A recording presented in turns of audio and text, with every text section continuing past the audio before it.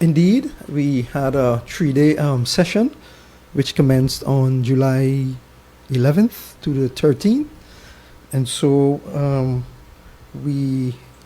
this was in the form of a, let's say, tabletop exercise, where we had a colleague from the Netherlands was here with us and assisted us in, with this, putting this workshop together and executing.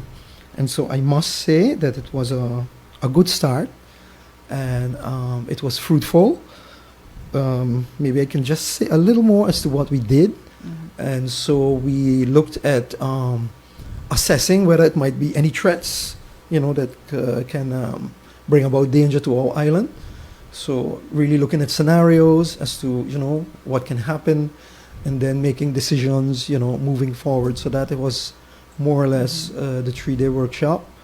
And we also had one colleague coming in from the INW, which is Infrastructuur en Waterstaat from Holland. He was also present and was also able to give, some information as it relates to upscaling, as well as, the weather as it relates to the economy in Holland.